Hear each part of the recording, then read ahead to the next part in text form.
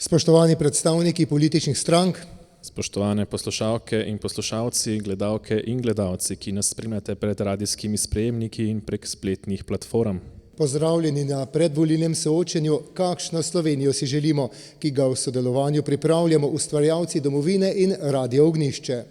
V dvorani Zavoda svetega Stanislava so se nam danes pridružili Jože Tanko, Slovenska demokratska stranka.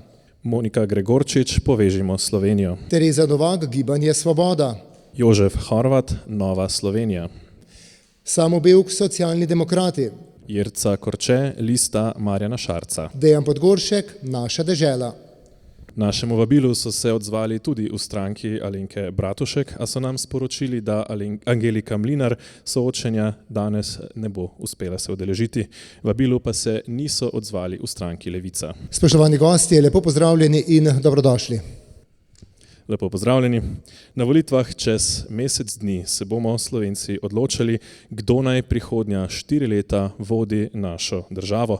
Naša izbira pa odgovarja na vprašanje, kakšno Slovenijo si želimo in kdo nas bo popeljal v to prihodnost. Za prvo iztočnico pogovora smo izbrali pogosto nekoliko spregledano, a nič manj pereče vprašanje demografije, s katerim se bo tako ali drugače moral spopasti tudi tisti, ki bo prevzel vodenje države za prihodnja 4 leta. Prisluhnimo prispevku. Rodnost 2,1 otroka na žensko v rodni dobi, ki ohranja stabilno število prebivalcev naroda, je Slovenija nazadnje dosegla leta 1979. Vse od 50 let prejšnjega stoletja pa je bila slovenska rodnost v upadanju. Zgodovinsko dno smo dosegli leta 2003, ko je imela Slovenija zgolj 1,2 otroka na žensko v rodni dobi, kar je pol manj od potrebne. V zadnjih letih se je rodnost sicer nekoliko dvignila in se ustalila na okoli 1,6 otroka na žensko v rodni dobi, kar je še vedno precej manj od potrebnih 2,1 za obnovo prebivalstva. Sama rodnost pa ne pove vsega, saj so pred 40 leti v rodno dobo vstopale skoraj 2-krat večje generacije žensk kot danes. Za razliko od drugih vzhodnoevropskih držav pa se število prebivalcev v Sloveniji še ne zmanjšuje, se pa zato spreminja struktura prebivalstva. Iz leta v leto se povečuje tudi število v Sloveniji živečih tujcev. Če jih je pred letom 2008 pri nas živelo manj kot 60 tisoč, jih je bilo lani že 170 tisoč, 3-krat toliko kot pred 12 leti. Povečan delež tujcev pa prinaša izzive in družbeno ceno v obliki integracije in trka kultur. Izkušnje zahodnoevropskih držav kažejo tudi več kot 4-kratno višjo brezposelnost med tujci in večjo odvisnost od socialnih transferjev. Številka teh pa strmo narašča tudi v Sloveniji. Na vrhuncu finančne krize leta 2012 smo imeli v Sloveniji 65.023 upravičencev socialne pomoči, februarja 2022 ob zgodovinsko najnižji brezposelnosti pa imamo 86.712 upravičencev, medtem ko je lani številka presegla 110.000. Raziskave kažejo, da je precej rezerve tudi pri domači rodnosti. Po podatkih OECD si Slovenke v povprečju želijo imeti približno enega otroka več, kot ga v realnosti imajo. Vzroke za manjše število otrok od željenega pa strokovnjaki pripisujejo poznemu odločanju za otroke, stanovanjski problematiki, strahu pred padcem življenjskega standarda, manj stabilnim zvezam, neplodnosti mnogih parov in nasplošno velikim družinam nenaklonjeni družbeni klimi. Reševanje demografske zime je izrazito dolgoročno vprašanje, ki zadeva več mandatov, pa vendarle začnimo pri vas, gospod Horvat. V aktualni vladi to področje spada pod resor vaše stranke. Kako velik problem je za vas demografska zima in kako jo naslavljate? Pred dobrimi 30 leti smo dobili Slovenke in Slovenci svojo nacionalno državo. Državo Slovenk in Slovencev.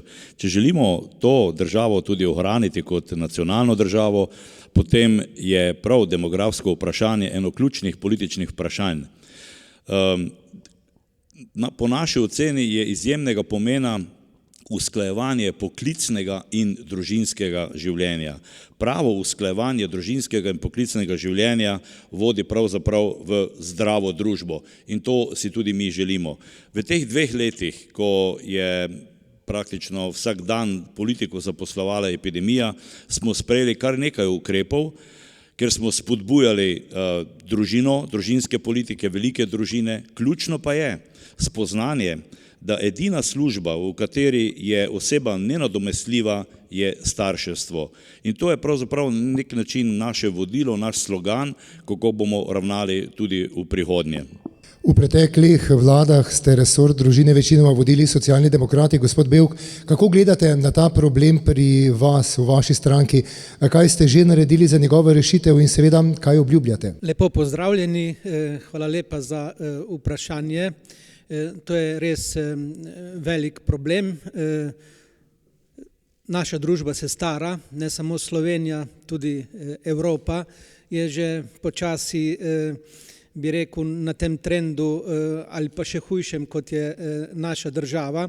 Jaz mislim, da je predvsem potrebno zagotoviti ustrezne pogoje, varna zaposlitev, zaposlitev za nedoločen čas, če je le mogoče, umakniti prekarnost iz vsakdanjega življenja. Potem je tukaj zelo pomembno za mlado generacijo, da se zgradijo stanovanja, in to ne za trg, pač pa najemna stanovanja. Tako imamo Socialni demokrati v svojem programu izgradnjo 10 000 najemnih stanovanj. To je velik projekt, jaz verjamem, da bo vlada temu prisluhnila. Poleg tega je pa še nekaj drugih stvari, mogoče kasneje, ker se je čas iztekel. Gospod Tanko, kako na demografski problem gledate v Slovenski demokratski stranki in kaj predvidevate? No, dejstvo je, da je demografija Slovenije velik problem. Mi bomo podpirali vse te ukrepe, ki so namenjeni družinski politiki, tako kot do sedaj. In jaz mislim, da je tu potrebno vlagati predvsem v razvoj lastne družine. To se pravi, ne da delamo na tem, da se prihaja do preseljevanja. Pogoji za mlade so eden od pogojev in tu mislim, da je potrebno uskladiti šolski sistem, tako da bomo imeli čim bolj prilagojenega potrebam dela. In pa seveda to, kar je povezano s priseljevanjem, ima tudi druge probleme. Saldo, najbrž znanja, ki se odlije, in tistega, ki se prelije, negativen za Slovenijo. In zato moramo predvsem delati na lastnih družinah, na lastnem kadru, na lastnem prebivalstvu. Ostalo je potem to nekoliko treba postaviti v stran. Gospa Korče, vaša stranka je vodila vlado, katere ukrepe za rešitev demografske zime ste predlagali in katere želite naslavljati v prihodnje? Ja, lep pozdrav tudi v imenu Liste Marjana Šarca. Res je, kot so povedali že moji predhodniki, je to velik problem družbe, se je pa treba zavedati, da je to problem v vseh razvitih državah. Bolj kot je država razvita, seveda temu primerno se tudi ženske kasneje odločajo za otroke, študirajo in tako naprej. Ko ste me vprašali, kaj smo storili v vladi Marjana Šarca, resno smo se lotili stanovanjske problematike. Govorimo o tem, da mlad človek ima stanovanje, sploh ne more razmišljati o družini. Druga zadeva je seveda to ujetost v netipične oblike dela. Na tem področju nas čaka še vedno kar nekaj izzivov. Tako da jaz bi rekla, da država naj poskrbi za primerno okolje, tudi varnost je ena izmed vrednot, ki spodbujajo višjo rodnost. Na drugi strani pa seveda moramo spoštovati, da je odločanje za otroka in kdaj bo nekdo imel otroka vendarle svobodna odločitev posameznika. Gospa Novak, Gibanje Svoboda je na vprašalnik, ki ga je strankam poslal portal Domovina, odgovorila, da je povsem nenaklonjena vzpodbujanju velikih družin, nenaklonjena pa tudi priseljevanju. Kako naj po vašem mnenju Slovenija zagotovi dovolj delovne aktivne populacije in kako gledate na problem demografske zime? No, lep pozdrav tudi v imenu Gibanja Svoboda.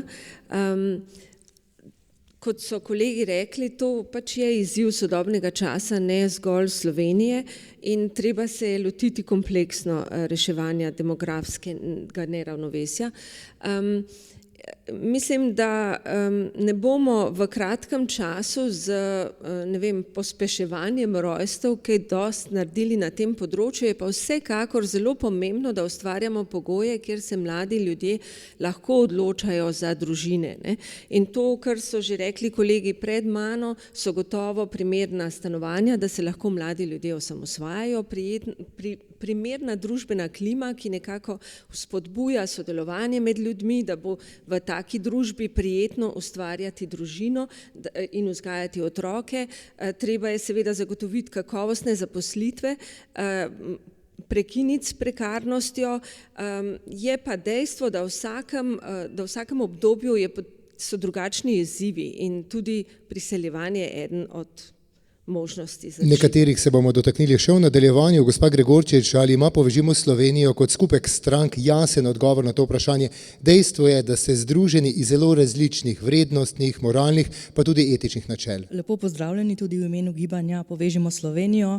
Res je, gibanje je neka združba širokih nazorskih strank z širokimi vsebinskimi in tudi vrednotnimi pogledi na določene teme, pa vendar v okviru demografije smo povsem enotni. Gre za to, da je potrebno ustvariti v Sloveniji pogoje, da se bodo mladi kmalu odločali za družine, da se bodo lahko ekonomsko osamosvojili, pa vendar tukaj je potrebno poudariti, ni samo ekonomska podstat tista, ki bo to omogočila, tukaj je spekter veliko širši.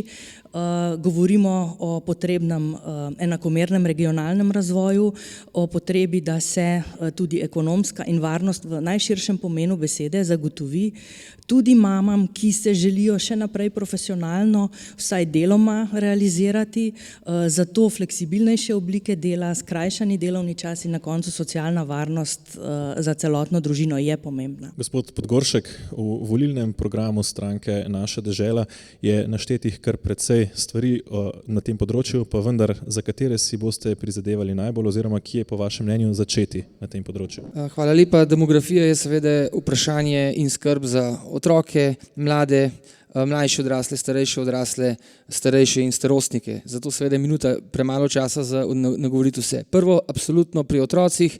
Otroke je potrebno v šoli učiti in jih razbremeniti dela doma. To je prva naloga, da razbremenimo starše, da se morajo z otroci učiti doma in to je že ena ovira, ki je zelo konkretna. Druga stvar sigurno je stanovanjska politika in pa tudi, da mladi lahko podjetno in neobremenjeno študirajo in jih ni treba skrbeti, kje bodo živeli in da bodo breme staršem.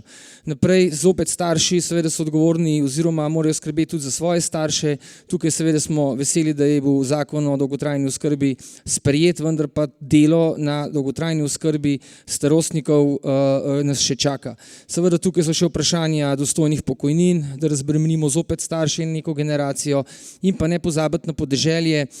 Mi nimamo nobene stanovanjske politike, da ohranjamo mlade na podeželju in pa seveda ukinjamo storitve na podeželju in tako naprej. Hvala lepa, gospod Bevk, prosim. Jaz bi dodal še nekaj v zvezi z našo razpravo in sicer, da ne pozabimo na brezplačni vrtec, brezplačno prehrano v šolah, brezplačne učbenike in pripomočke. Vse to bo tudi omogočilo, da se bodo starši odločali za kakšnega otroka več, tako se bo razbremenilo proračun in bodo lahko seveda šli po tej poti, da se bodo družine povečevale, tako kot je najbrž v interesu celotne družbe. Mogoče za repliko ste prosili tudi vi, gospod Jože Horvat, in ob tem podvprašanje, ali ima paket, ki ste ga vložili, ta paket socialne zakonodaje, ki ni šel preko vlade, ampak ste ga vložili sami, ga je mogoče sprejeti še v tem mandatu? To je naš cilj, saj drugače ga ne bi vlagali v državno-zborsko proceduro in ko smo pri tej temi, izražam izjemno zadovoljstvo in hvaležnost vsem poslankam in poslancem, ki so v drugem branju na pristojnem odboru že potrdili zakon o starševskih in družinskih prejemkih. Ko govorimo o družini kot vrednoti, če vprašamo mlade, bodo na prvo mesto postavili družino. Če vprašate mlade, kakšno stanovanje si želijo, 70% si želi svojo hišo, kar pomeni, da ne moremo graditi kar tako 10.000 stanovanj v blokih. Gospod Tanko, mogoče boste podprli to zakonodajo, ki jo je vložila Nova Slovenija, ni pa šla skozi na vladi? Pa saj smo sopodpisniki tega, ampak tu bi rad opozoril predvsem na ta problem gradnje socialnih najemnih stanovanj. S tem se intenzivno prazni podeželje. Mi enostavno delamo prestrukturiranje, podeželje ostaja prazno, prazne ostajajo stavbe, prazne ostajajo kmetije, zemlja se zarašča in tako naprej. Tako da pri teh projektih je treba biti zelo previden. Kar zadeva pa te zadeve za otroke, šole, jaz sem vložil topel obrok za srednje šolce, pa ste ga, tako je minister Lukšič, odpravili. Gospa Novak, Gibanje Svoboda, vaš predsednik Robert Golob je napovedal sestavljanje koalicije za izpolnitev zahtev iniciative Glas ljudstva še pred sestavo formalne koalicije. Boste s podobno vnemo sprejemali tudi predloge civilne družbe, ki delujejo na področju demografije? No, vsekakor mi mislimo, da je treba različna mnenja preučiti, da se moramo pogovarjati, tudi če mislimo različno, to ne pomeni, da smo sovražniki, tako da na tak način bi radi sprejemali vso zakonodajo, da se razmisli z različnih vidikov, da je vanjo vključena tudi civilna družba in da se potem na podlagi različnih mnenj sprejme najboljša možna odločitev za vse. Gospod Bevk? Ja, glede stanovanjske izgradnje, ni to projekt samo za velika urbana središča, ampak mi predlagamo tudi to, da se pospeši gradnja v demografsko ogroženih občinah, da tam dobimo nova stanovanja in pa seveda smo tudi proti temu, oziroma da moramo zaustaviti siromašenje kvalitete življenja v manjših lokalnih skupnosti. Samo bankomate, poglejte, pa bančne poslovalnice, poštne storitve in tako dalje. Hvala lepa. Najprej gospa Gregorčič, na to gospod Podgoršek. Hvala, če dovolite en komentar na mojo kolegico glede sodelovanja v pripravi zakonodaje za civilno družbo.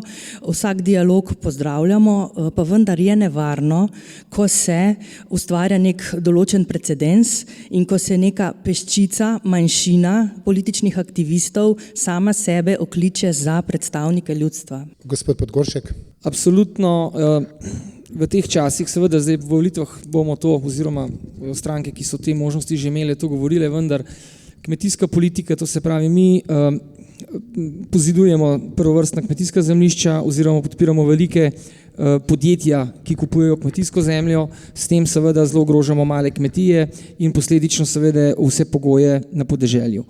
Ne samo graditi stanovanja, ker je naš predlog tudi na podeželju, tukaj absolutno je treba voditi račun, da se ohranjajo vse storitve v teh okoljih, v še tako odmaknjenih krajih. Gospod Horvat, gospod Tanko, na to gospa Novak. Kar zadeva reševanja prvega stanovanjskega problema, mi zagovarjamo jamstveno shemo za najem kredita za prvo rešitev stanovanjskega problema. Zakon je pravzaprav že tudi vložen, upam, da ga bomo do 24. aprila tudi sprejeli. Uvodoma ste v prispevku pokazali, da je potrebno ustvariti ugodno klimo za družinsko politiko. Danes se tudi našemu ministru, ki ima 4 otroke, marsikdo posmehuje. Če se naši mladi učijo o enoceličarjih, potem je prav, da se učimo tudi o osnovni celici družbe in to je o družini. Gospod Tanko. Še enkrat da ponovim, urbanizacija je proces, ki neposredno prizadene probleme podeželja. Tudi če boste v večjih lokalnih krajih gradili stanovanja, pomeni to praznjenje vse okolice okrog tega mesta. In s tem se tudi umika celotno podeželjsko življenje, postaja urbanizirano. Ker zadeva pa civilno družbo, tu je treba pa le presoditi, katere stvari so za sprejeti in katere ne, ker dosti te civilne družbe take, da išče samo koristi in ne prispeva k razvoju, ampak osebne koristi išče. Gospa Novak, mogoče ob tem odgovor, pa tudi ne vem, katero civilno družbo imate v misli, da nima tudi Katedralo svobode, pa Glas za družine in otroke? Če govorimo o civilni družbi in nevladnih organizacijah, tudi jaz prihajam iz ene od teh, jaz zelo veliko ljudi poznam, ki delujemo v civilni družbi, gre za veliko strokovnjakinj in strokovnjakov na svojih področjih, ki zelo veliko delajo in zelo veliko prispevajo k tej družbi. In če govorimo o tem, da se bomo z njimi pogovarjali, da jih smatramo kot partnerje pri oblikovanju politike, potem to pomeni vso civilno družbo, ki je pripravljena participirati. Se mi zdi, da je to pomembno za našo družbo, brez izključevanja. Gospa Korče, gospod Horvat je omenil družbeno klimo, ki jo ustvarjamo tudi prek izobraževanja. Ali podpirate vzgojo pri partnerskih odnosih oziroma vavčerje za tečaje na tem področju? Ne vidim smisla za to vrstno deljenje denarja oziroma bone, ker ta vlada praktično vsak družbeni problem danes naslavlja z nekim bonom takim ali drugačnim. Mi moramo začeti v osnovi. Res je, vse se začne v domačem okolju, v družini, tam se začne vzgoja, nadaljuje se v šolskem sistemu, nadaljuje oziroma izpopolnjuje pa naš prostor seveda vsak dan. Vsi skupaj smo odgovorni za to, da ustvarjamo pogoje za dobre partnerske odnose, da negujemo te zadeve, da država poskrbi, da se preprečuje tudi morebitna nasilna dejanja, ki se dogajajo v partnerskih odnosih, tako da samo deljenje bonov za izboljšanje partnerskih odnosov zame ni prava pot. Še gospod Horvat in potem nadaljujemo. Vsi poznamo in se soočamo v našem okolju s hudimi travmami, ko družine razpadejo, ko gre sta partnerja narazen. In zaradi tega mi ocenjujemo, da bi bilo dobro, da bi ljudi na nek način pripravljali čisto svobodno, prostovoljno za skupno partnersko življenje, za družinsko življenje.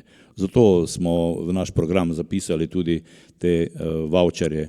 Se mi zdi, da je družinsko življenje izjemnega pomena in na to se moramo pripraviti. Ko smo pri družinskem življenju, v Sloveniji imamo približno 6% velikih družin, medtem ko podatki kažejo, da si približno 24% Slovencev želi imeti 3 otroke ali več. Na kratko, kako bi morala Slovenija pomagati, da se mladi približajo temu številu otrok, ki si jih v življenju dejansko želijo, gospod Bevk? Ja, jaz bom kar ponovil tisto, kar sem prej povedal. Potrebno je zagotoviti brezplačno predšolsko varstvo, se pravi otroški vrtec, potem ustrezne pogoje v osnovnih šolah.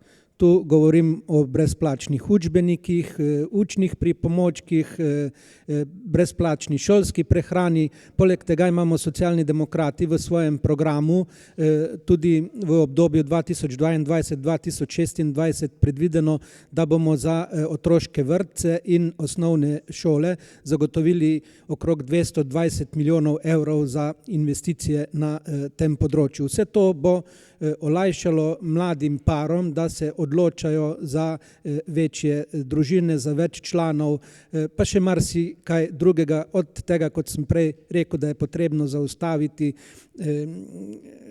nižanje kvalitete življenja v manjših lokalnih skupnostih. Gospod Podgoršek, kako pomagati družinam, da pridejo do tega željenega cilja po številu otrok? Torej, naša dežela je temu vprašanju seveda namenila kar veliko področja, kar veliko rešitev. Absolutno je potrebno tudi spremeniti družinsko politiko, to se pravi, družinska politika mora biti avtonomna, ne samo, da je integralni del nekih drugih politik in se mora seveda ukvarjati s tem, da razbremenjujemo mlade, rekel, na vseh področjih, to se pravi, da so lahko podjetni, da se lahko samo odločajo, da niso šikanirani na delovnem mestu, da imajo relativno hiter dostop do stanovanjskih politik, predvsem za mlade, da imajo tudi hiter dostop do kreditov, konec koncev. Država tukaj lahko prispeva z poroštvenimi shemami za prve stanovanjske probleme, ampak seveda ne samo v mestih, tudi na podeželju, pri obnovo starih objektov, pri zaposlitvi, kjer ljudje živijo in tako naprej. To se pravi, tudi dodatki za velike družine oziroma Otroški dodatki so seveda skoraj smešni in ne rešujejo nobenega od teh problemov in starši se seveda težko, mladi starši se težko odločajo za otroke. Gospa Novak, ali naj država spodbuja zakonce, da se odločijo, seveda omenili ste, da je to svobodno, vendarle, ali naj jih spodbuja, da se odločijo za 3., 4., morda 5. otroka? Jaz mislim, da je to v domeni partnerske zveze in da je treba prepustiti ljudem, da se odločajo o rojstvih, ki si jih želijo. Je pa naloga države, da omogoča pogoje za to, da ustvarja klimo, ki je temu naklonjena, da vzpodbuja, da pomaga ženskam predvsem, da se lahko tudi profesionalno realizirajo, tudi če imajo več otrok, ampak ostaja pa število otrok res v domeni partnerske zveze in tu sta pomembna oba dva, moški in ženska. Gospa Korče. Dovolite mi, da izhajam iz osebne izkušnje. Doma imam 7-mesečnico in seveda je danes zelo težko uravnavati zasebno in poklicno življenje marsikateri ženski. Tako da na tem delu smo v Listi Marjana Šarca v programu jasno zapisali fleksibilen delovni čas, možnost dela od doma. Nenazadnje omogočanje tega, da bi vrtci imeli tudi popoldansko varstvo, ker vemo, da danes delovni čas ni samo dopoldne, ali je tudi popoldne in tudi nočne izmene so. Tako da na teh področjih to je tisto ustvarjanje pogojev, da se mladi hitreje in lažje odločajo za otroka. Seveda pa predpogoj, še enkrat se vračamo na prejšnjo temo, je rešitev stanovanjske problematike. Tudi sama, ker sem generacija, ki je zelo, zelo zapadla v to, kako je bila zanemarjena stanovanjska problematika v naši družbi. Naši starši so se na drugačen način osamosvajali, danes mladi ne prihajajo do kreditov, tudi da bi si uredili mansardo doma, je že problem, ker ne dobijo kredita. Na drugi strani pa te mlade silimo, da plačujejo 600-700 evrov visoke najemnine, obroka pa niso sposobni plačati. Gospod Tanko. Poglejte, dobro gospodarsko okolje je vedno vzpodbuda tudi za vse druge politike, družinsko, socialno, izobraževalno in podobno. In mi moramo na te stvari gledati integralno, ne moramo samo en detalj potegniti in reči, bomo to naredili. In pri nas zagovarjamo ta celovit pristop. Ljudem je treba skozi dobro delo, dobre službe omogočiti, da ostajajo doma, da znanje doma reproducirajo in nadgrajujejo kot poslovno dejavnost in z dobrimi plačami se bodo ljudje tudi sami odločali, ali bodo šli v najemna stanovanja, ali bodo šli v svoj projekt, svojo družinsko hišo. Ni noben problem in jaz mislim, da je treba te stvari gledati celovito. Kar zadeva pa vse te vzporedne stvari, ki jih še dodatno spodbujamo od prehrane drugega otroka v vrtcu, recimo možnosti plačila socialnih prispevkov za 3., 4. otroka, če žensko ostane doma, to so samo dograditve tega in to podpiramo tudi. Gospod Horvat, vendarle poleg plače je dejstvo, da družina, ki se odloči za več otrok, je to lahko tudi ovira na profesionalnem napredovanju in hkrati predstavlja strošek, se pravi znižuje nekako življenjski standard. Kako na tem področju omogočiti družinam, da se jim recimo, če prav imajo več otrok, ne zmanjša življenjski standard? Ja, ko govorimo o družinski politiki, mi razumemo, da gre za ustvarjanje, kaj pravzaprav pomeni družinska politika? Gre za ustvarjanje ugodnega ekonomskega, socialnega in družbenega okolja za družino. V naslednjem mandatu bomo mi predlagali, da Ministrstvo za delo, družino, socialne zadeve, enake možnosti in invalide razbijemo. To je preveliki mastodon in da postavimo posebno Ministrstvo za družine. Ker za nas je zakonska zveza in družina pravzaprav središče in temelj družbe. Kar se tiče pa stanovanjskega vprašanja, ne boste verjeli, mi smo v 80-ih letih gradili hišo sami in celo z eno plačo in so bili krediti tudi za valutno klauzulo, pa je kar šlo. Ok, 15 let ni bilo dopusta, ampak smo zmogli in smo živeli eno takšno fajn, srečno življenje. Smo pa kar nekaj naredili v teh 2 letih za velike družine. Lahko bi na dolgo našteval, ampak to sem prepričan, vsi, ki nas spremljajo, tudi poznajo. Gospa Gregorčič. Kot so že moji predhodniki povedali, nujna je razločitev med socialno in družinsko politiko. Družina z več otroki ni in ne sme biti tretirana kot socialni problem. In Po drugi strani se prav tako strinjam z predhodniki, treba je na problematiko pogledati širše, celostno, skladen regionalni razvoj, to pomeni ohranjanje poselitve podeželja, nam lahko da tisti potreben odgovor, ki hkrati prinese tudi rešitev drugih problemov, samooskrbe s hrano, medgeneracijska solidarnost in s tem naslovitev enega dela potreb po dolgotrajni oskrbi, ker gre za sobivanje večjih generacij v pač večjih objektih na podeželju, na domačijah. Tako da seveda pa izgradnja stanovanj za mlade družine, jaz mislim, da nikomur ni cilj, da bi se v 50 kvadratnih metrov skoncentriralo ali pa poselilo več mladih družin in bi morali v bistvu prebivati v nekem urbanem okolju, če lahko imajo bolj kvalitetno življenje na podeželju. Spoštovani gostje, pri naslednjem vprašanju boste imeli 30 sekund za odgovor, začeli pa bomo nadaljevali z priseljevanjem. Če ne bomo imeli dovolj lastnih otrok, je pač to ena od alternativ. Tega se je Slovenija v zadnjem času že aktivno posluževala. Medtem ko je v večini držav srednje in vzhodne Evrope število prebivalcev upadlo, v Sloveniji ostaja stabilno, povečuje pa se delež tujcev. Delež tujih državljanov je od leta 2008 narasel s 3 na 8%, oziroma konkretno z manj kot 60 tisoč na 170 tisoč tujcev. Je priseljevanje lahko rešitev za demografski problem in če da, kdo, odkot in tudi kakšen profil? Gospa Jerca Korče, Lista Marjana Šarca. Ja, zagotovo tudi priseljevanje je eden izmed momentov, ko govorimo o demografiji. Moramo pa vedeti eno zadevo, kdo nam gradi v naši državi, kdo je gradil našo državo, priseljenci, kdo je nižje plačane delovna mesta, tudi v zelo slabih pogojih sprejemal, priseljenci. In tudi danes je tako, če pogledamo Karavanški predor, kdo ga gradi, turški delavci. Tako da tukaj se mora tudi država vprašati, zakaj spodbuja taka javna naročila. Gospod Samo Bevk, SD. Ja, migracije so bile skozi celotno zgodovinsko obdobje. Tudi mi smo od nekje prišli v ta prostor, tako da to se bo dogajalo in se je dogajalo. Vsekakor primanjkuje v Sloveniji nekaterih poklicev, nekatera dela sploh nočemo več mi, domačini, Slovenci, opravljati manj kvalitetna dela. Poleg tega pa rabimo tudi strokovnjake, primanjkuje zdravnikov in vsekakor je to tudi priložnost. Gospod Tanko, SDS. Tu gre tudi za politike. Če mi ne izobražujemo zdravnikov, pa imamo 2 fakulteti, potem je to problem Slovenije, politične odločitve. Če dopustimo, da mladi odhajajo zaradi tega, ker imajo druge boljše pogoje, ne naredimo nič, da bi jih zadržali, recimo ne uvedemo socialne kapice, je to naš problem. In prej sem povedal, mislim, da je saldo znanja, ki se odlije iz Slovenije, večji kot saldo znanja, ki se prilije v Slovenijo. In to je po moje ključen problem, tudi kar zadeva razvoj Slovenije naprej. Gospod Podgoršek, naša dežela. No, absolutno, seveda, neka vizumska politika mora biti prijazna, da, kot je gospa Korčetova rekla, imamo možnost, da ljudje prihajajo in delajo.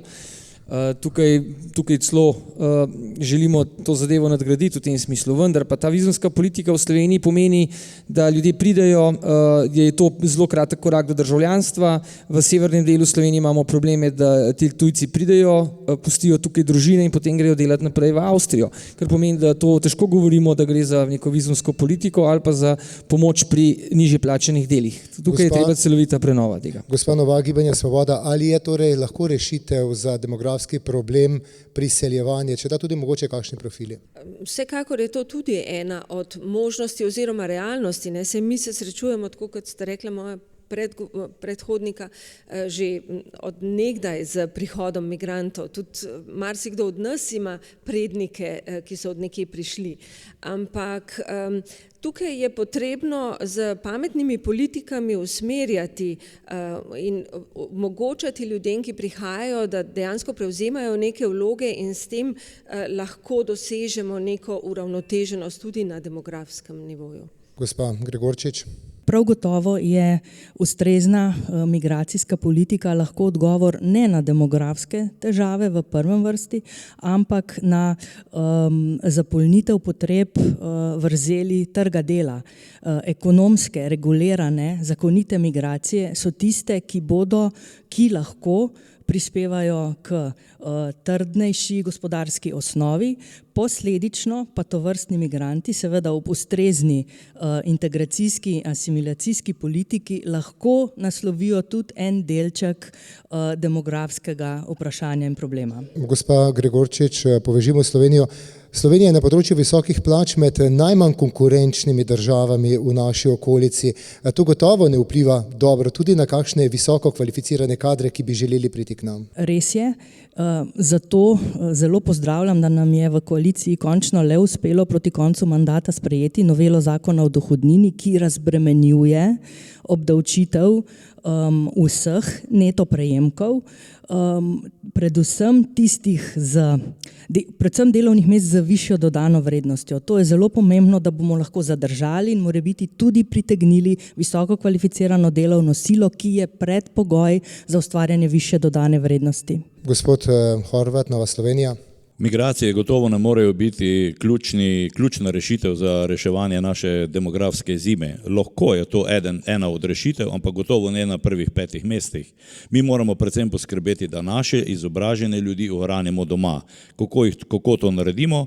Z dobrim okoljem, z dobro davčno politiko. Zakon o dohodnini je že en takšen korak. V naslednjem mandatu bomo sprejeli tudi zakon o tako imenovani razvojni oziroma socialni kapici. Gospa Novak, omenili ste, da so migracije realnost in tudi, da potrebujemo pametne politike.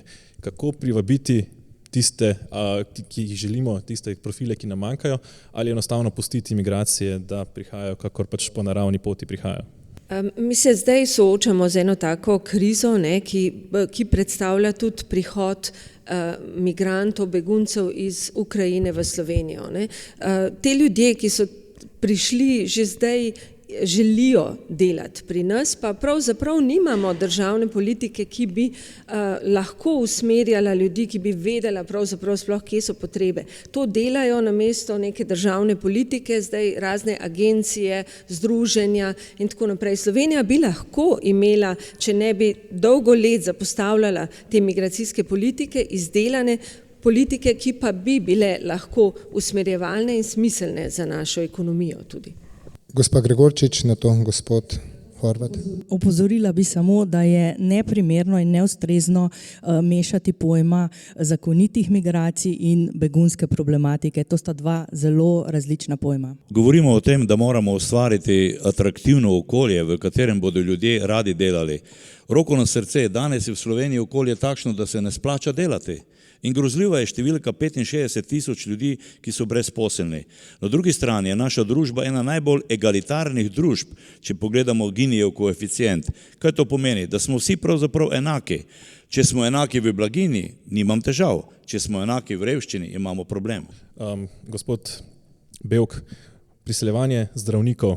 V Sloveniji so nadpovprečne plače daleč najbolj obdavčene v tem srednjeevropskem prostoru. Kako bomo pridobili zdravnike, da bodo prišli k nam in se še naučili slovenščino, recimo ne pa hodili v Nemčijo? Ja, jaz mislim, da recimo tečaj slovenskega jezika, ki ga mora opraviti eden od zdravnikov, specialistov, ki pride na delo v Slovenijo, bi morali poenostaviti, ne ga spraševati, neke strokovne izraze z področja gradbeništva, ampak tisto, kar se bo on pogovarjal s pacientom, svojim kolegom, zdravnikom, z medicinsko sestro v kliničnem centru, tako mislim, da bi bil eden izmed teh ukrepov. Ampak sami pogoji, finančni pogoji so tudi tukaj bistveno slabši, recimo, kako gledate na to? Ja, finančni pogoji, jaz mislim, da zdravniki danes v Sloveniji nimajo tako nizkih plač. Ne, so se plače v zadnjem obdobju zelo povišale. Sploh pa, če seštejemo še vse dodatke, ki jih dobivajo. Gospa Korče. Glejte, to to, da se mlad človek odpravi v tujino in išče svojo priložnost, to bo vedno v Sloveniji, ker je Slovenija za marsikatero področje premejhna in si človek poišče priložnost zunaj. Dejstvo pa je, da mladi prihajajo tudi nazaj in ostajajo v Sloveniji zaradi dobrih javnih storitev, zaradi visoke kvalitete življenja, ki jo imamo, zaradi okolja, zaradi tega, ker smo varna država, dobri javni vrtci, javno šolstvo, ki je brezplačno, še vedno kar v tujini ni povsod. Tako da mladi odhajajo v tujino zaradi tega, ker imajo prenizko plačo, govorimo o visoko kvalificiranih, je pač nek konstrukt. Gospod Podgoršek. No, tukaj ne povemo sledeče. Drži, Slovenija je čudovita država, kjer je lepa in vsi radi v njej živimo, ampak pravijo, da je fajn, če zaslužiš dosti denarja v tujini in potem prideš v Slovenijo bivati. To je seveda velik problem. Problem je pa v tem, da mi tisti, ki ustvarjajo, predvsem podjetnike, tudi podjetnike na podeželju, mlade kmete, ki želijo tudi predelovati in tako naprej, ubijamo z inšpekcijsko represijo na vsakem koraku. Tukaj moramo razbremeniti in dopustiti neko podjetnost, neko zaupanje ljudem, ki želijo ustvarjati in potem bodo tudi tukaj ustvarjali in živeli. Ne samo ustvarjali zunaj, potem pa radi živeli v Sloveniji. Gospod Tanko, ja. Ja, da Slovenija ni tako ugodno okolje, ne se vidi že po tem, da delavci migranti morajo v Sloveniji dodatno plačevati dohodnino, ki so rezidenti tukaj. To se pravi, in to čisto navadni delavci, ki delajo v Avstriji. In mislim, da treba tle marsikakšne stvari poštimati, da bodo se vračali, da bodo tukaj delali, zaslužili in da bodo udarjeni, če delajo kje druge. Ena izmed vprašanj, ki je tudi na področju družine dokaj pereče v trenutnem času, je vprašanje posvojitev otrok v istospolne partnerske skupnosti. Gospa Novak, je za vas to ustrezna rešitev? Mislim, jaz bi rekla, da posvojitve otrok v katerokoli družino, vsekakor, ukolikor je ta družina sposobna enemu otroku, ki potrebuje starše, nuditi ugodno življenje, spodbudno za njegov razvoj in v Sloveniji otroke potrebujemo. Mislim, mi že prej smo se pogovarjali o naši demografskem neravnovesju. Seveda, predvsem je pomembno, kakšna je ta družina, je funkcionalna, a lahko zagotovi razvoj temu otroku, a ga lahko podpira v tem, da bo lahko izkoristil vse svoje potenciale, ki jih ima. Gospod Horvat, posvojitev istospolne skupnosti, 30 sekund. Mi tukaj izhajamo iz pozicije, da je otrok dar in ne pravica. Otrok je dar in ne pravica in v primeru posvojitev morajo biti po našem mnenju otrokove koristi na prvem mestu. Tu se seveda tudi sklicujemo na 3. člen konvencije o otrokovih pravicah. Ne podpiramo posvojitve otrok v istospolne partnerske skupnosti. Gospod Podgoršek. No, prvo, kar je potrebno povedati, mi moramo tudi na področju posvojitev urediti malo boljši sistem, bolj enoten in seveda otroke, ki potrebujejo boljše okolje, to se pravi, ki potrebujejo primerno starševsko okolje za posvojitev, morajo to primerno starševsko okolje dobiti. Naše mnenje je, da to primerno okolje je seveda družina očeta in matere in ne pa preko istospolnih partnerjev. Gospod Bevk. Glede na število posvojitev v istospolnih skupnostih, mislim, da je to tako zanemarljiva številka, da to ni velik družbeni problem in ne bi smel biti. Še mogoče vprašanje za ostale. V Sloveniji gre letno v posvojitev med 30 in 50 otrok, na posvojitev pa čaka več kot 500 parov. V tujini nekateri rešitev že vidijo v postopku nadomestnega materinstva, postopku, kjer par pri organizaciji naroči otroka, ki ga za denar na to donosi neka druga ženska. Vidite v tem kaj spornega, gospa Jerca Korče? Kot ste sami že navedli, podatek v Sloveniji imamo malo posvojitev. Zakaj? Ker imamo razvit rejniški sistem in nimamo sirotišnic kot takih. Absolutno vsa ta vprašanja, ki jih odpirate, so predmet družbene polemike in morajo biti predmet družbene polemike, ker bolj kot karkoli drugega je pomembno, v kakšnem okolju otrok odrašča. Torej, ali je to enostarševska družina, ali sta to 2 očeta, 2 mame, vse to so irelevantne zadeve, ko v spredje postavimo to, da je najbolj pomembno, kakšno je okolje. In okolje je lahko dobro, slabo, spodbudno ali nespodbudno, ne glede na to, kakšna je družina. Nadomestno materinstvo, da, ne?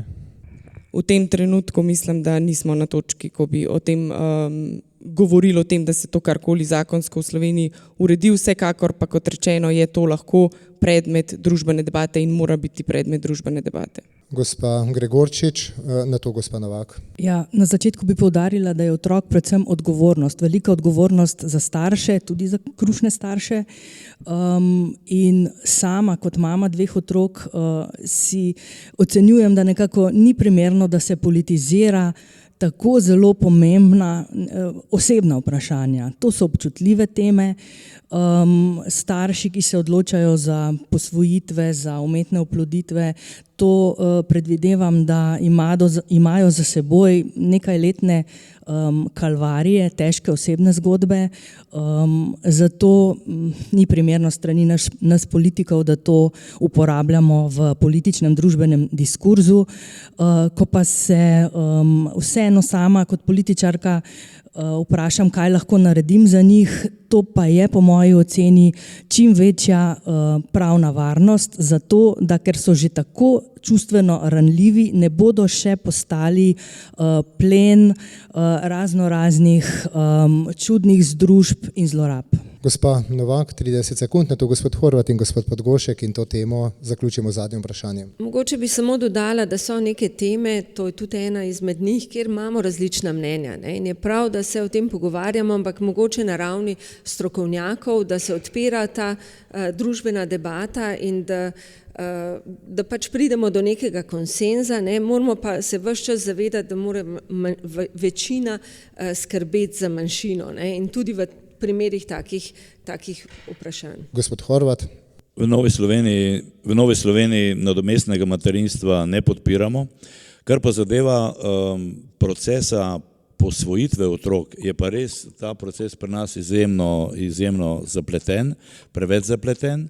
Vi ne morete kar nekega otroka posvojiti iz neke države, s katero državi nimata sklenjenega sporazuma. Že to je problem in Slovenija ima zelo majhnim številom držav sklenjene te sporazume. Na tem področju bi morali po moji oceni delati, ker je res veliko staršev oziroma bolj rečeno veliko partnerjev si želi otroka posvojiti. Gospod Podgoršek. Seveda ne povemo, da tistim staršem, ki se trudijo zanositi in dobiti otroka in ga ne morejo imeti, absolutno moramo pomagati progresivno zato, da seveda da zdravimo neplodnost, da jim pomagamo pri teh rešitvah. Sem pa želel replicirati na rejništvo. Rejništvo seveda je bilo omenjeno, tukaj je seveda eno zelo pomembnih, je pa zelo pocenjeno. Vi morate vedeti, da treba ga je urediti, treba ga je urednotiti. Rejništvo danes pomeni 550 evrov, od tega 298 evrov materialnih stroškov, 117 evrov breku troškega dodatka in to je to. Kar pomeni, da je sicer rešeno, ampak absolutno pocenjeno in ga je tukaj potrebno spodbuditi, da otroki dobijo, preden grejo v posvojitev ali pa preden rešijo svoj problem, da imajo primerno okolje. No, preden nadaljujemo z naslednjo temo, še eno zelo kratko vprašanje, prosim res za odgovore v enem stavku, vprašanje za vse. Koliko spolov obstaja, gospa Novak? Glede na to, kako se počutimo, jaz sploh nimam odgovora. Kar se mene tiče in mislim, da naše stranke, je to stvar posameznika. Bi morali to vključiti v vzgojno-izobraževalni proces? Jaz mislim, da je treba govoriti o identiteti, tudi o spolni identiteti. Mislim, da je prav, da tle odpiramo razmišljanje otrok, da se zavedajo, v kakšnem svetu živijo in to ni nič narobe. Gospa Korče, koliko spolov obstaja? V svobodni družbi toliko, kolikor se ljudje prepoznavajo v njih.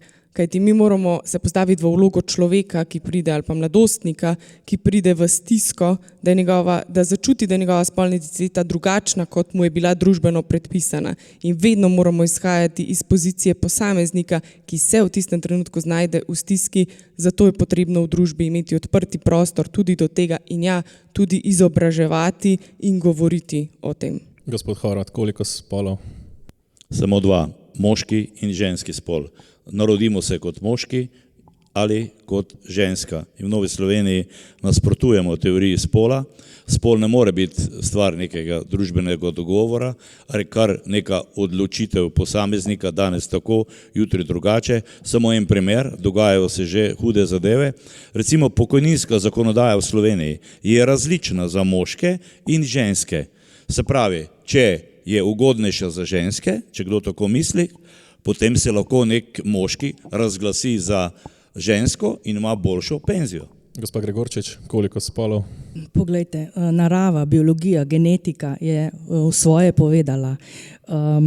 Dejstvo je, da se nas velika večina rodi kot moški ali ženska. Obstaja pa ena zelo, zelo majhna manjšina ljudi, ki na to razločevanje pač izpadejo iz tega razločevanja.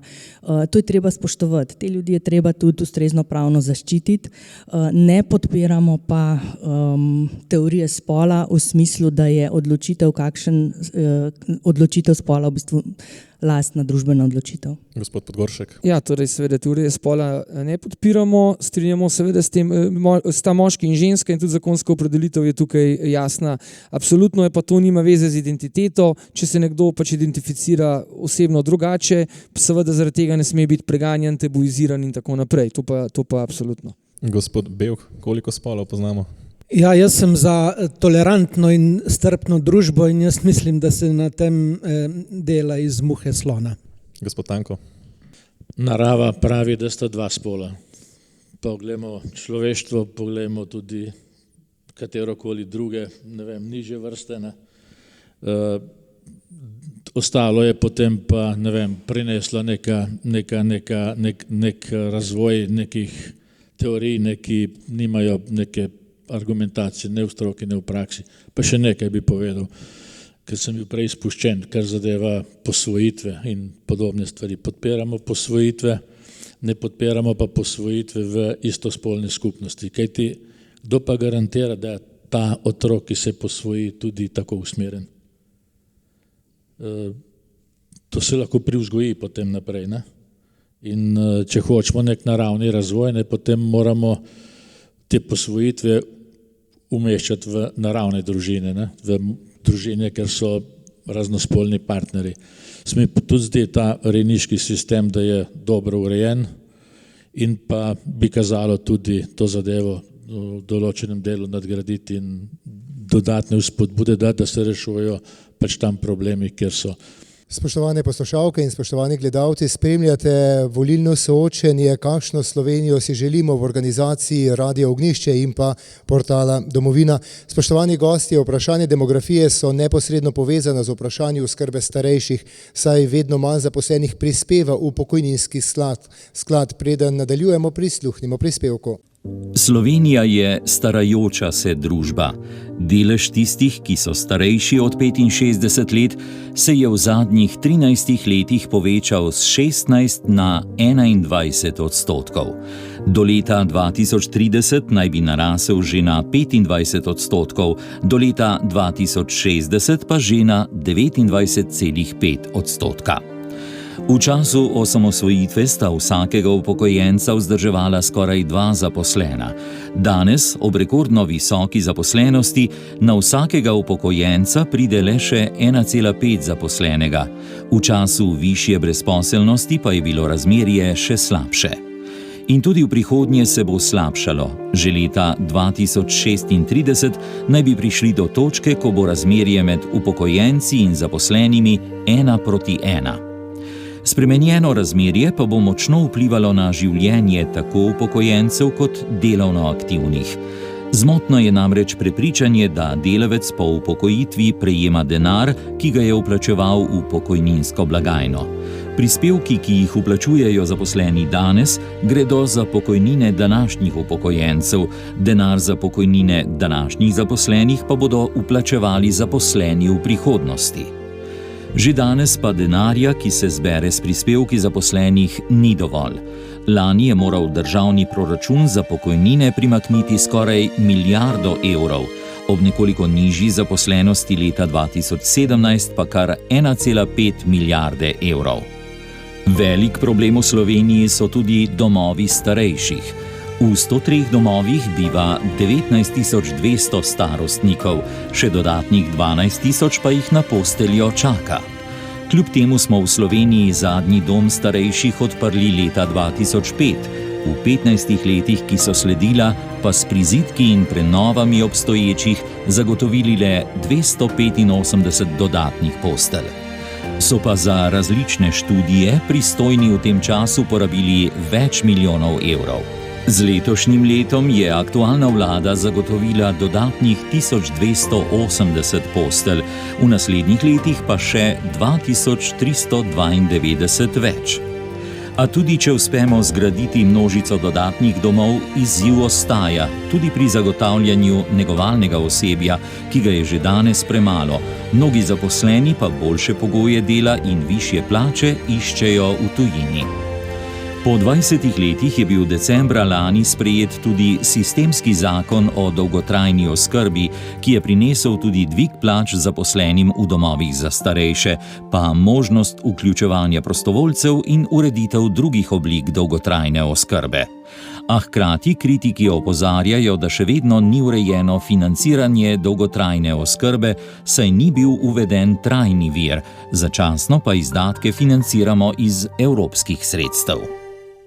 Slišali smo, delež starejših nad 65 letom raste, že danes pa vplačila v pokojninski sklad ne pokrijejo vseh izplačanih pokojnin.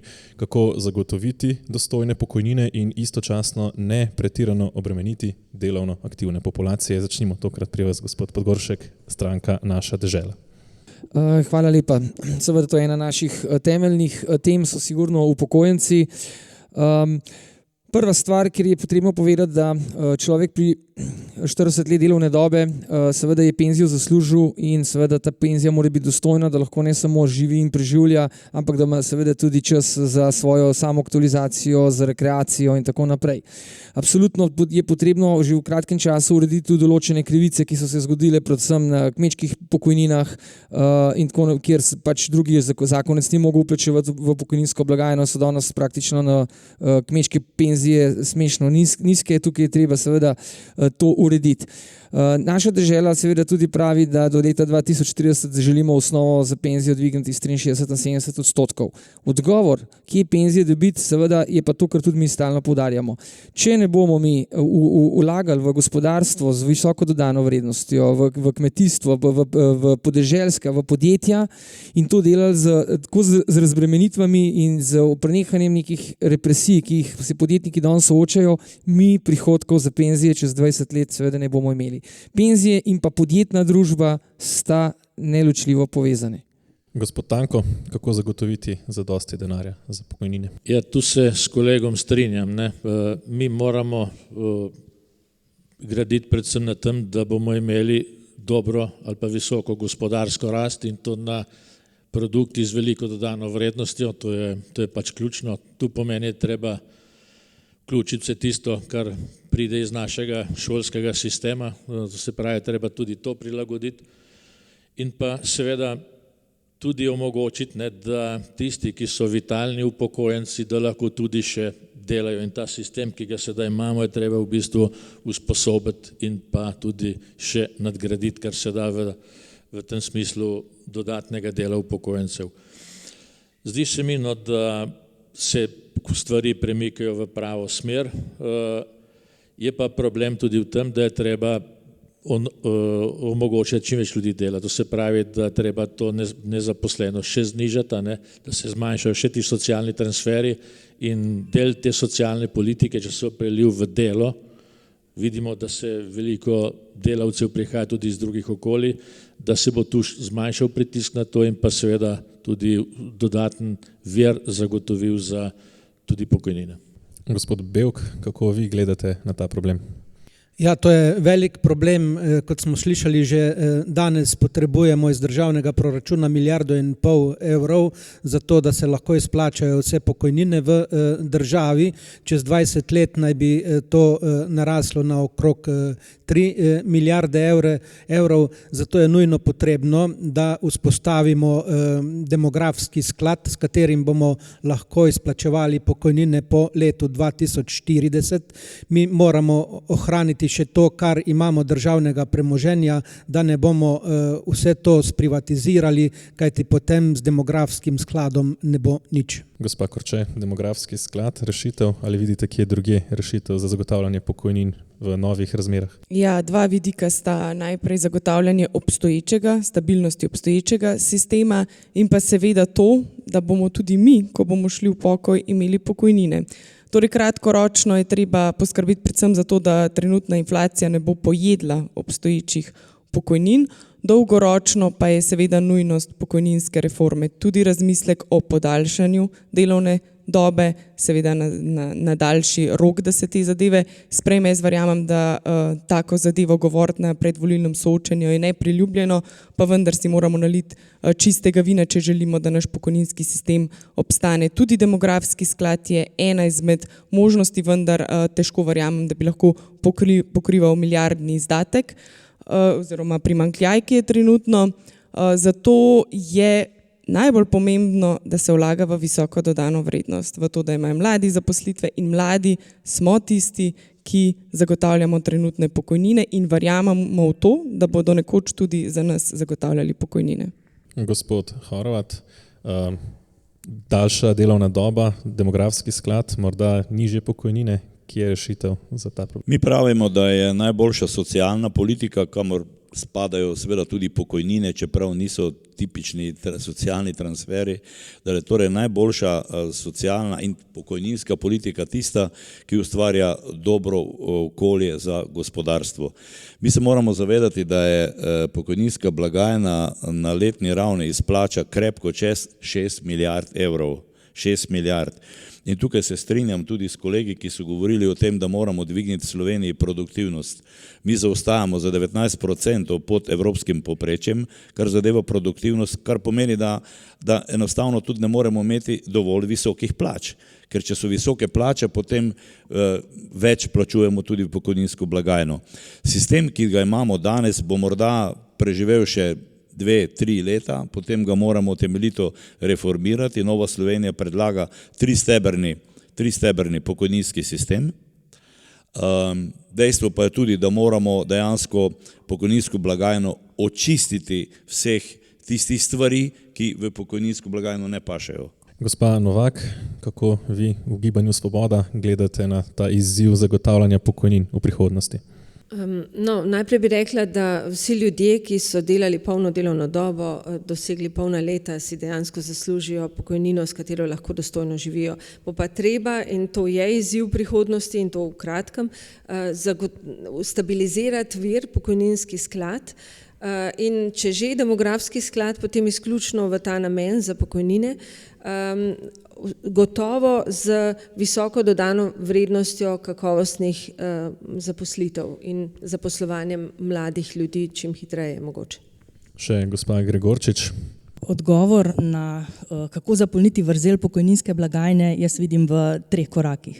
Prvo je predpogoj visoka gospodarska rast, visoka zaposljivost, to se pravi s tem povezani visoki prilivi iz naslova pokojninskih prispevkov v pokojninsko blagajno, ustvarjanje močnega gospodarstva. Slovenija je lahko močna samo toliko, kot je močno njeno gospodarstvo, ki omogoča potem razvoj in stabilno osnovo za vse družbene podstati in podsisteme.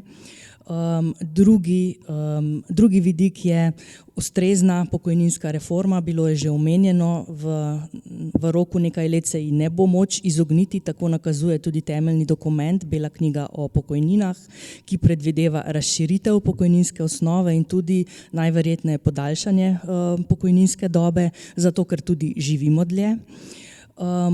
in pa seveda tudi potem bolj spromoviranje ali pa da se bo bolj prijelo tudi drugi in tretji pokojninski steber zavarovanj. Še eno zadevo bi omenila, če dovolite, to je pa demografski sklad, bilo je tudi že omenjeno, jaz obžalujem, da opozicija v tem mandatu ni uspela prepoznati dodane vrednosti in zmogla poguma, da bi zakon podprla, kajti predviden je bil zelo pomemben sistemski vir za polnjenje pokojninske blagajne, ne bi pokril v celoti, pa vendarle bi naslovil dobršen del težav in problema, poleg tega bi naslovil še pomoč v mladinskih politikah in tudi dolgotrajno oskrbo bi delno reševal. Ker ste omenili zakonodajo, mora biti ob tem vprašanje za koalicijske poslance, ki ste ta zakon sprejeli, pa vseeno bojazen je, da bo prinesel nov davek, dodaten, gospod Horvat. Razumel sem, da govorite o zakonu o dolgotrajni oskrbi. Ja. Res je, po 20 letih nam je uspelo v državnem zboru sprejeti ta zakon. Do leta 2025 imamo mi zajamčeno financiranje. Do leta 2025 pa moramo sprejeti zakonodajo, ki bo poskrbela za sistemsko financiranje dolgotrajne oskrbe. Tako da do leta 2025 ni prav nobene panike. Kar se pa tiče, če smem samo še en stavek glede razprave o pokojninah. Treba se zavedati, da se mi Slovenci rekordno, gledam Evropsko unijo, rekordno pozno gremo na trg dela in se rekordno hitro umikamo z trga dela. In mislim, da je tu tudi ključen problem, zakaj relativno slabi prilivi v pokojninsko blagajno. Sam pa si ne delam iluzij, da bi lahko demografski sklad, kakršenkoli bo že, prinesel toliko dividend, kot mora danes denarja iz proračuna. Gospod Tanko, na to gospod Podgoršek in pa gospod Bevk. No, kar zadeva dolgotrajno oskrbo, mislim, da smo naredili res dejansko velik korak in tudi pustili dovolj časa, da se zadeva potem tudi strukturno in celovito uredi. Kar zadeva pa demografski sklad, pa je predvsem rezultat tega odvisen od upravljanja premoženja. In tu je, spremno te zadnje primere, recimo z GEN-jem in ostalimi, to upravljeno izredno slabo.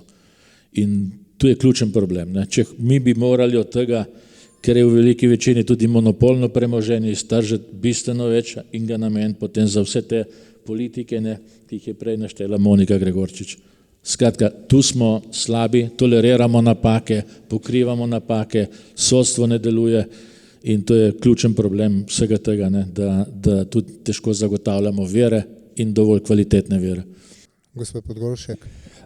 No, torej, doktor Aleksandra Pivec, predsednica seveda naše dežele, je bila en glavnih protagonistov za demografski sklad, kot tudi se je borila tudi za zakon o dolgotrajni oskrbi, ki je hvala Bogu sprejet. Z tega vidika seveda je tudi bil kar velik pogrom in še danes se zaradi tega dogaja, ker se s tem posega na določene interesne skupine. Tukaj seveda bomo pozvali vse stranke, opozicijske in pozicijske, ki bodo sestavljali naslednjo vlado, da se s treznimi glavami usedemo dol in seveda to resno pogovorimo. Ker upravljanje državnega premoženja je točno to, kar sta kolegice povedale, temelj za pokojnine za naslednjih 30 let in ni to vir financiranja interesnih skupin danes. Gospod Bevk, je lahko, če zberemo vse državno premoženje, možno zagotoviti 2 milijardi na leto dividend? Z ustreznim upravljanjem mogoče, ampak jaz sem se hotel prej odzvati na zakon o nacionalnem demografskem skladu. Če se ne motim, je koalicija umaknila iz glasovanja ta zakon, ker ni bil povsem domišljen. Ključno za vse teme, o katerih smo danes govorili, pa je višja gospodarska produktivnost, večja dodana vrednost v podjetjih in seveda še višja zaposljivost in tako bo vsem skupaj lažje. Gospa Gregorčič, na to gospod Horvat. Samo pojasnilo, koalicija je umaknila z zadnjega glasovanja zakon o demografskem skladu zato, da ne bi padel, kajti bilo je očitno, da nima dovolj podpore in si pustila čas nekaj mesecev, pa očitno potem ta modrost v opoziciji ni prevladala, da bi skupaj sprejeli tako pomemben sistemski zakon. Zato računamo, da ga bomo sprejeli v naslednjem mandatu, ker bo tudi vsaj 10% donosa namenjenega družinski politiki in tu jaz vidim ključno, zakaj imenujemo ta zakon o nacionalnem demografskem skladu. Sem pa vesel, da tukaj vsi izpostavljamo potrebo po višji produktivnosti v gospodarstvu, tam so viri. In če bomo imeli takšen odnos, kot naš kolega iz Levice, Miha Kordiš, do Iva Boscarola, potem nam ni pomoči. Še 30 sekund, gospod Tanko in gospa Korče. Glejte, zdaj, kar zadeva demografski sklad, mislim, da glede na to podporo tukaj ga zakon možno še zdaj izglasovati, če vložimo izredno sejo. SD bo očitno dal podporo in je glasov dovolj. In s tem bi tudi rešili marsikaj. Če pa zakon ni dovolj domišljen, se ga pa lahko kadarkoli popravi. Glejte, saj se popravljamo, noveliramo serijsko zakone, zato ker se pojavijo nove okoliščine, nove razmere, treba to zadevo vedno adaptirati na stanje. In tu mislim, da ne bo nobenega problema. Gospa Korče. Dovolite nekaj besed še o dolgotrajni oskrbi. Smo tudi o tem, so predhodniki govorili, res je, zakon je sprejet, bil je prepotreben, vendar zakon je neizvedljiv. Na to opozarjajo praktično vsi deležniki na terenu. Druga zadeva, ki je očitek strani Liste Marjana Šarca in se še vedno sprašujemo, zakaj, če je zakon tako dober in izvedljiv, šele datum 1. julij 2024 za same storitve. In na drugi strani, zakaj premik oziroma zakaj nima koalicija poguma povedati, da bo treba uvesti neko novo finančno dajatev. To je sicer zapisano v zakonu, vendar se premika na leto 2025. Tako da, ko nekaj sprejmeš, moraš imeti vire financiranja, moraš biti dober gospodar in ljudem jasno povedati, koliko bojo plačevali, kaj bojo za to dobili. Ne pa, da bo proračun v 5 letih 789 milijonov moral nameniti za dolgotrajno oskrbo. Od kje bo ta denar, če na drugi strani nižate davke, nižate dohodnino? Treba imeti neko logiko in gledati celoto. Replika za gospoda Bevka, bi vam pa še ob tem zastavil še eno vprašanje. V 15 letih med leti 2005 in 2020 ni bil zgrajen niti en dom za starejše. Vas skrbi intenziteta gradnje domov za starejše v času, ko ste večino časa vodili ta resor v vaši stranki? Glede na tak nacionalni demografski sklad, seveda socialni demokrati ne moremo dati svoje glasov, če bo bistveno popravljen, pa seveda ja. Ampak vladajoča koalicija v državnem zboru ni večinska in mora nastrgati vsak glas posebej, nima večine in tako je povsem naravno, da naj se gre končno na volitve, da naj ne sklicujejo več izrednih sej, naj te zakone sprejmejo v nekem normalnem parlamentarnem roku. Glede domov za upokojence pa bi povedal to, res je, da jih ni bilo zgrajenih veliko, da je šlo bolj za adaptacije, za prizidke, ampak vlada kot celota ni prisluhnila našim ministrom, ki so vedno opozarjali, da je potrebno v državnih proračunih tudi za to namenjati več sredstev. Gospa Novak, pa mogoče ob tem podvprašanje. Mnogi trdijo, da bi morala država sama graditi domove, pa vendar gre pri koncesionarjih za cenejšo in za državo prijaznejšo možnost, saj gradnja ne prizadene proračuna. Vaša ocena ob letu zagotovljenih več kot 1100 posteljah? Jaz bi se vseeno najprej vrnila na zakon na dolgotrajno oskrbo. Zakon je res sprejet, ampak tak, kot je neustrezen in s tem se vsa stroka je zelo enotna in tudi interesna združenja, predvsem starejših. Zakon brez neke finančne konstrukcije trenutno ne rešuje problema, pa že trenutno je ta problem zelo velik, tako da to je eden od teh zakonov, ki ga bo treba popraviti, dopolniti, razmisliti za stroko in z interesnimi skupinami, zato ker je prepotreben. Tudi ustrezen zakon o dolgotrajni oskrbi bi lahko vplival tudi na število potrebnih postelj v domovih za starejše ljudi. Tudi zaradi tega je potrebna analiza stanja po sprejetem zakonu, ki bi bil ustrezen, po tem, koliko postelj sploh potrebujemo, ker mislim, da tudi odločitev o zdajšnji gradnji ne temelji na nekih resnih analizah, kakšno je stanje in kaj potrebujemo. 30 sekund, gospod Podgoršek, nadaljujemo. poslušajmo potem naprej, prosim. Treba je povedati, da seveda dolgotrajna oskrba niso samo domovi za ostarele, ampak gre tudi za nego na domu, financiranje nege na domu. Tukaj je še cel kup storitev, ki jih je treba absolutno doreči in so prednosti. Namreč samo govoriti, da starostnike umikamo v domove, ni v redu, ker starostniki so radi preživljajo čas oziroma nego tudi na domu, tako da bistvena prednost v tem zakonu mi vidimo tudi te vse ostale oblike skrbi za starejše. Absolutno verjamem, da zakon je bil potreben, že če ne drugega, da se je po 20 letih končno sprejel in verjamem, da po volitvah, da bomo znašli vsi skupaj pot, da ga v enem letu, dveh praktično dorečemo tudi njegove detajle. Ampak stvari morajo iti naprej, zato da se seveda da pride do realizacije. Nikoli pa nobena rešitev ni idealna, seveda. Gospod Tanko? No, pričakovati od opozicije, ki je od 13. marca 2020 nasprotovala vsem ključnim ukrepom, ki jih je predlagala vlada, da bo podprla zakon o dolgotrajni oskrbi, je iluzorno. Ne? In jaz mislim, da zakon ni slab. Še izvajati ga nismo začeli, pa že veste, da se ne da. In druga stvar, kar zadeva vere, ne? Tukaj so tudi evropski veri vključeni noter.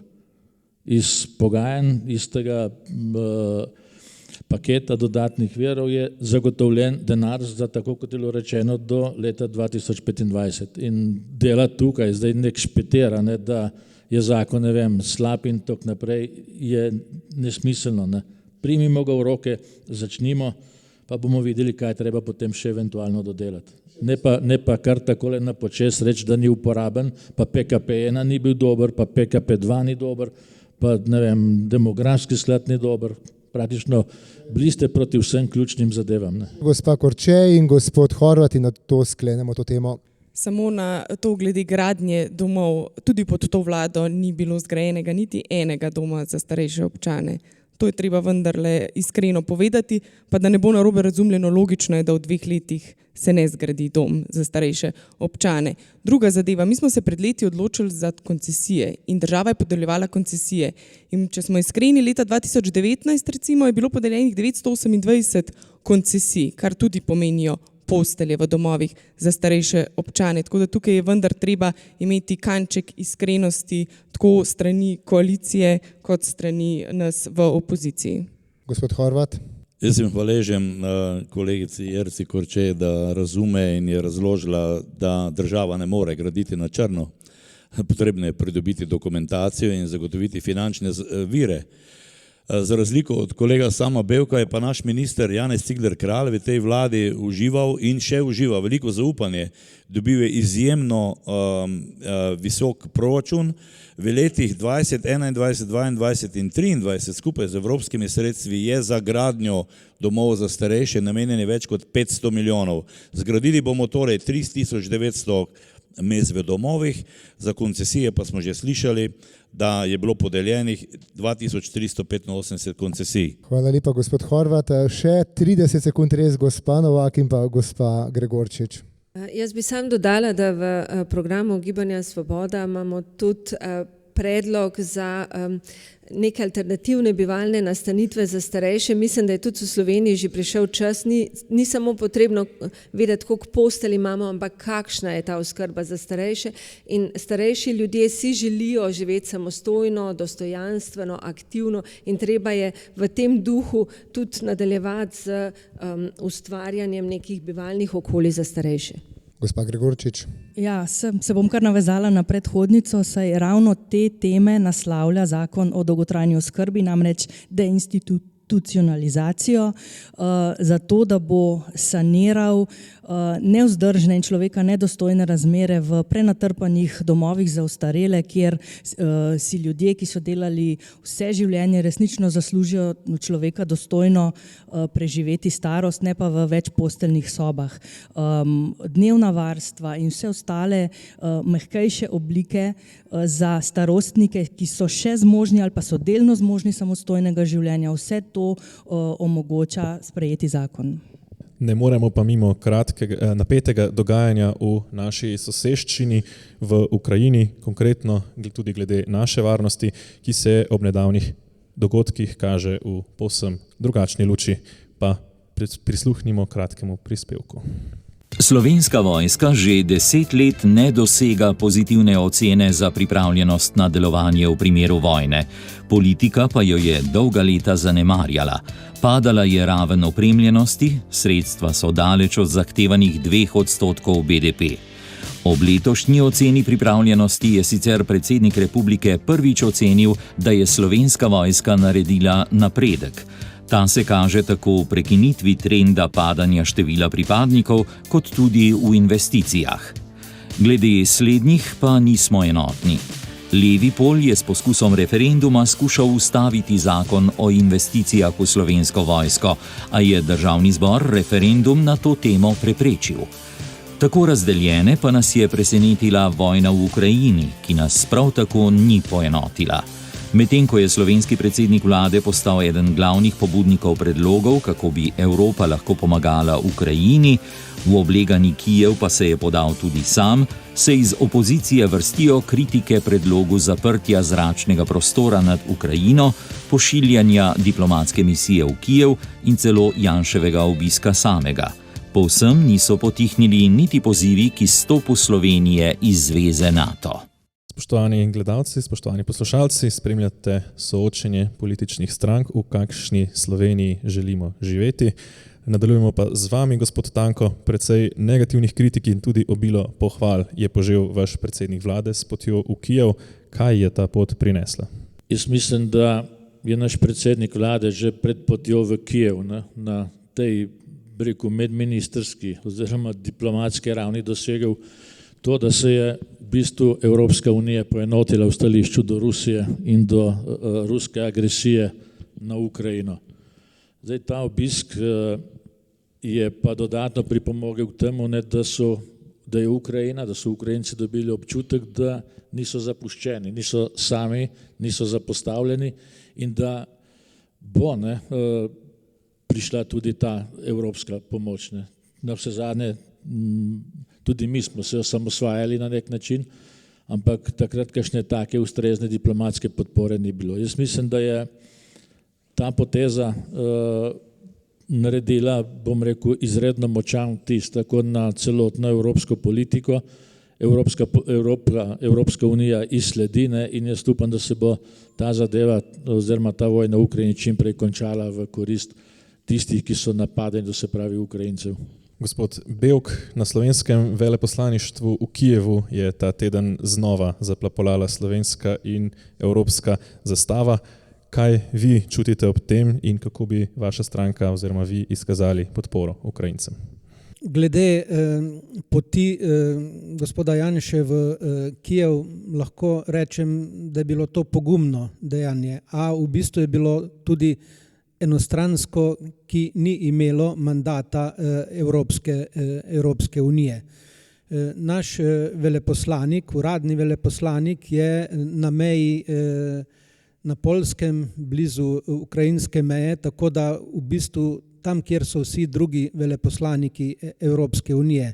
Če pa si je seveda predsednik Janša zaželel svojega odposlanca v Kijevu, je prav, če je bil tako poguben, da je šel tja, kajti prav gotovo s tem lahko ogrozi tudi svoje lastno življenje.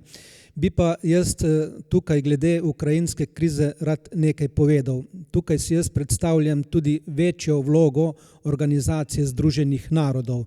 In tako sem na zaprti seji odborov za obrambo in za zunanjo politiko predlagal, da se skliče Generalna skupščina OZN. To je bilo potem res na predlog Ukrajine in ob široki mednarodni podpori tudi Republike Slovenije storjeno in nisem še v zadnjem obdobju videl tako enotne in visoke obsodbe neke agresije, kot je bilo to v Združenih narodov, kajti kar 141 držav je glasovalo za obsodbo te brutalne agresije in samo 5 držav je glasovalo proti. Pri tem je potrebno vseeno izpostaviti, da predsedniki, vsi trije, ki so se odpravili v Kijev, mandata seveda niso mogli imeti uradnega, kajti zasedanje v Franciji je bilo neuradno. Pa če nadaljujeva midva, gospa Korče, predsednik vaše stranke Marjan Šarec je na mednarodnem področju inicijativo prepuščal drugi. Ob nekih pogajanjih v Evropskem svetu je slovenskim novinarjem dejal, da bodo glede le-teh že povedali drugi, ter na dodatno vprašanje, kaj si sam misli o tem, dodal: nimam kaj misliti, bom videl, kaj se bo zgodilo in temu primerno reagiral. Bi podobno stališče LMŠ zavzela tudi glede vojne v Ukrajini, če bi zastopala Slovenijo v Bruslju? Slovenija je članica NATO in članica Evropske unije, kar pomeni, da smo v neki zvezi držav, kjer vsako soliranje ali pa vsaka solo akcija lahko pomeni, ne bom rekla, da kaj posebej dobrega.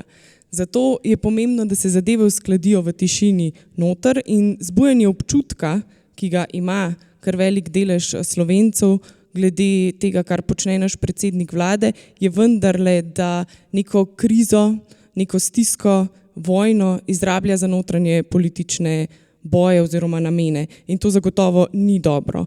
Včasih je bolje stopiti korak nazaj in morda odigrati vlogo tam, kjer bi državi Sloveniji pa vendarle bila. In to je na humanitarnem področju. Mi smo izredno solidarna država, to smo pokazali tudi v prejšnji migrantski krizi in vsakič, ko se nekaj zgodi, neka tragedija v Sloveniji, odigramo pomembno vlogo in kar se tega tiče, bi si jaz želela, da več časa in več energije posvečamo temu delu, ne pa delu soliranja in pa neke vojne retorike. Morebiti potem lahko tudi rečemo, da je bil obisk francoskega in tudi nemškega predsednika v Moskvi neke vrste politično nabiranje točk. Govoriti oziroma primerjati Macrona z predsednikom Janezom Janšo je malo neresno, ker Macron vendarle tudi v diplomaciji med Ukrajino in Rusijo igra zelo pomembnega akterja, tako kot tudi turški predsednik ali pa Izrael odigra pomembno vlogo, tako da jaz tukaj vendarle ne bi enačila in morda preveč poveličevala vloge predsednika vlade Janeza Janše. Gospa Novak, koliko je vaši stranki Gibanju Svoboda pomembna Slovenska vojska, kako visoko na prioritetni listi je vlaganje vanjo in tudi na kakšen način, predvsem v trenutku, v katerem smo se sedaj znašli, ko denimo nekatere države, ki prej niso želeli vstopiti v zvezo NATO, sedaj po ruskem napadu na Ukrajino to želijo. No, Slovenija je članica Evropske unije in zveze NATO in je prav, da zdaj v tem članstvu sodelujemo. Če pa nas je verjetno kaj naučila ta vojna v Ukrajini, pa je to, da mir ni nekaj samoumevnega in da verjetno smo zdaj potisnjeni v situacijo, ko se dejansko moramo braniti tudi z orožjem, ne mi, ampak pač v vojni, ne? Ampak po vsej verjetnosti se bo Evropa zdaj malo več oboroževala, ampak res ne smemo pozabiti, da ko govorimo o varnosti, to varnost ne bomo dosegli z orožjem. Da je še toliko bolj pomembno, da je treba vlagati v spoštovanje človekovih pravic, v neko mirno reševanje sporov, tako da tle se mi zdi, da seveda situacija taka, kot je, pač zahteva neko delovanje znotraj teh zavez, v katerih smo, ampak to pa je tudi to. Vas je razveselilo plapolanje slovenske in evropske zastave na veleposlaništvu v Kijevu, gospa Gregorčič? Ja, najprej bi se navezala na predhodnico. Svobodo in pa varnost se lahko tudi brani z orožjem, če so okoliščine takšne in to zahtevajo. Kar se tiče vrnitve začasnega odpravnika poslov na lokacijo našega veleposlaništva v Kijevu, pa je to pozitiven signal, da se je po umiku veleposlanikov večine držav, razen Poljske, tudi slovenski odpravnik poslov vrnil na lokacijo. To je izjemna, ne zgolj moralna podpora Ukrajini, pač pa tudi politična, informacijska dodana vrednost. Vemo, da se v ukrajinsko-ruskem oboroženi agresiji da je del tudi informacijska vojna, zato bo odpravnik poslov zelo pomembne informacije lahko posredoval tako matični državi kot tudi na raven Evropske unije. Še prav posebej pa bo pomembno za koordinacijo, njegova vloga pomembna za koordinacijo humanitarne pomoči, humanitarnih koridorjev in organizacije preskrbe. Gospod Podgoršek, kakšno vlaganje v vojsko in kaj za vas pomeni zastava na slovenski ambasadi v Kijevu? No, prvo naj povem to, da ukrajinski veleposlanik, ko so mladi stranke Naša dežela v prvem tednu zbrali čez vikend 3000 evrov in jih darovali za humanitarno pomoč Ukrajincem, je rekel, da to ni kriza, ampak je vojna. Ker tukaj moramo se pogovarjati, da gre za vojno, da gre za agresijo. To je prva stvar. Druga stvar pri tem je, da Naša dežela absolutno podpira in Slovenci moramo biti bolj samozavestni. Če imamo akcije, kot tudi v Evropski uniji nismo samo sledilci in ne čakamo, mi smo del Evropske unije in smo lahko proaktivni, smo lahko progresivni. In cenimo tudi seveda takšne progresivne akcije Slovenije, tako kot zelo cenimo gospoda Čeferina, ki je zelo uspešen na mednarodnem področju. Sprav, ne glede na notranjo politično pripadnost, nekdo je, moramo Slovenci počasi tudi prevzemati določene odgovornosti na mednarodnem področju. Kar se tiče Zveze NATO, seveda smo tudi tukaj prevzeli odgovornost Slovenci vsi. 2% bruto družbenega proizvoda absolutno je potrebno namenjati za potrebe naše varnosti in pa seveda moramo biti v Evropski uniji proaktivni in progresiven člen. Pa se bom potem še vrnil, ker mi je čas potekel. Gospod Horvat, vaša stranka oziroma ministrstvo pod vodstvom vašega predsednika je sprejelo zakon o investicijah v Slovensko vojsko. Bil je deležen kritik, da gre za napačne investicije, da gre za igračkanje s tanki. So te investicije v današnji luči videti drugače kot pred letom dni?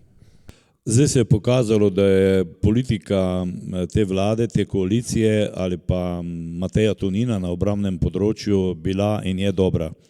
Razumljivo, eden od naših 4 stebrov našega temeljnega političnega programa, poleg dostojanstva človeka, svobode, pravičnosti, je tudi varnost.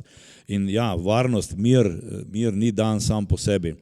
To, kar se pa dogaja v Ukrajini, ni samo Putinova okupacija Ukrajine, torej nekega ozemlja, gre za vojno v Evropi, gre za to, da je Schumanov projekt miru načet in tukaj moramo narediti vse, da ga ustavimo.